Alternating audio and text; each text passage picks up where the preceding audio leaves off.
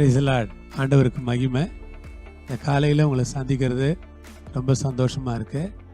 இயேசு கிறிஸ்துவின் இனிய நாமத்தில் உங்களை நான் வாழ்த்துறேன். 1 தெசலோனிக்கேயர் 2 அதிகாரம் 7வது வசனம். உங்களிடத்தில் பட்சமாய் நடந்து கொண்டோம். பால் கொடுக்கிற தாயானவள் தன் பிள்ளைகளை காப்பாற்றுகிறது போல. அதற்காக ஆண்டவருக்கு நன்றி. உங்களிடத்தில் பட்சமாய் நடந்து கொண்டோம். கர்த்தருக்கு ஸ்தோத்திரம். உங்களிடத்தில் பட்சமாய் நடந்து கொண்டோம். ஆண்டவர் மகிமைப்படுவாராக. ஒரு ஊழியக்காரராக பவுல் எப்படி நடந்துக்கிட்டாருன்னா, விசுவாசிகள்கிட்ட பட்சமாக, அன்பாக, பொறுமையாக, சகிக்கிறவராக நடந்துக்கிட்டார். ஆமேன். விசுவாசிகளே, என்னை கேட்டுக்கொண்டிருக்கிற அருமையானவர்களே, இதை போதித்து கொண்டிருக்கிற நான் பட்சமாய் நடந்து கொள்ளுகிற ஒரு சுபாவத்தை ஆண்டவர் தந்தாரானால் அது நன்றாக இருக்கும். பட்சமாய் நடக்கிற ஒரு சுபாவம் உள்ளத்தில் பட்சமாய் நடந்து கொள்வதற்கு எனக்கு தெரிந்து நான் கூடுமானவரை எல்லா விசுவாசிகளிடத்திலும் அன்பாகவும் பட்சமாகவும் அவர்களுக்கு ஆதரவாகவும் அவர்களை ஊக்குவிக்கிறவனாகவும் நடக்கத்தான் நான் விரும்புகிறேனே தவிர ஒருபோதும் யாரிடத்திலும் தவறாக நடந்ததில்லை. பால் கொடுக்கிற தாயானவள் தன் பிள்ளைகளை காப்பாற்றுகிறது போல. வார்த்தையை பாருங்கள். பால் கொடுக்கிற தாயானவள். பால் கொடுக்கிற தாய்க்கு முதலாவது என்ன இருக்கும்னா, பிள்ளை மேல ரொம்ப அன்பு இருக்கும்.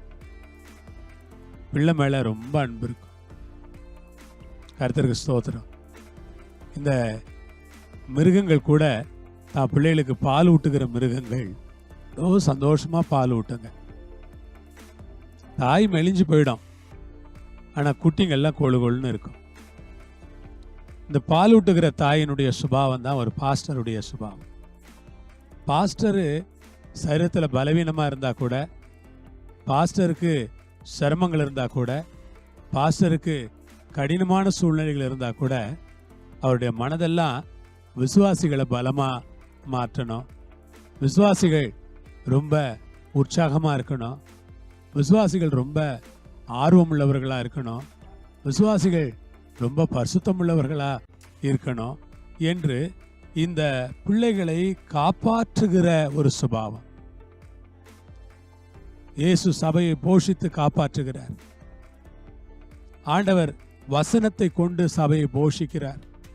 திருவசனமாகிய கலங்கமில்லாத ஞானப்பாலை கொடுத்து ஒரு தாயை போல போதகர் நின்று வசனமாகிய கலங்கமில்லாத ஞானப்பாலை சபைக்கு கொடுத்து, இதை நீங்கள் உட்கொண்டு வளருங்கள், பலனடையுங்கள், ஆரோக்கியம் அடையுங்கள், ஆசீர்வதிக்கப்படுங்கள், உயர்வடையுங்கள் என்று அந்த போதகர் அவளை ஊக்குவித்து உற்சாகப்படுத்துகிறது போல ஒரு பால் கொடுக்கிற தாயை போல போதகர் இருக்கிறார்.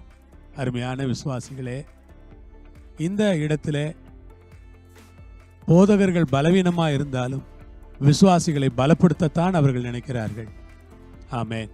நான் பார்த்திருக்கிறேன், பால் கொடுக்கிற நிறைய தாய்மார்கள் ரொம்ப பலவீனமா இருப்பார்கள், குழந்தையோ ரொம்ப ஆரோக்கியமா இருக்கும். அது போல விசுவாசிகளாகி உங்களை கர்த்தர் ஆசீர்வதிக்கட்டும். கர்த்தருக்கு ஸ்தோத்திரம். அந்த ஒரு சிந்தையை போதகனாகி எனக்கு ஆண்டவர் தந்திருக்கிறார். அந்த சிந்தையோடு தான் வாழ்ந்து கொண்டிருக்கிறேன். இன்னும் விசுவாசிகளுக்காக, விசுவாசிகளுடைய குடும்பங்களுக்காக, சபைக்காக ஊக்கமாய் ஜெபிக்கிறேன். தொடர்ந்து ஜெபிப்பேன். உங்களை கர்த்தர் ஆசீர்வதிப்பார். ஜெபம் பண்ணுவோமா? பரலோக பிதாவே, உங்களிடத்தில் பட்சமாய் நடந்து கொண்டோம். அதற்காக ஸ்தோத்திரம். பட்சமாய் நடந்து கொள்ளுகிற ஒரு தெய்வீக சுபாவத்தை எங்களுக்கு தாரும். பால் கொடுக்கிற தாயானவள் பிள்ளைகளை காப்பாற்றுகிறது போல நாங்களும் இருப்பதற்கு தேவரீர் எங்களுக்கு கிருபை பாராட்ட வேண்டும் என்று நாங்கள் ஜெபம் உடைய கரங்களில் கொடுக்கிறோம். வழிநடத்துங்க, ஆசீர்வதிங்க, உங்க சுத்தத்தை நிறைவேற்றி கொள்ளுங்க ராஜா. இயேசுவின் மூலம் கேட்கிறோம் பிதாவே. ஆமேன், ஆமேன். கர்த்தர் உங்களோடு இருப்பார், உங்களை ஆசீர்வதிப்பார். எல்லா மகிமையும் கர்த்தருக்கே. ஆமென்.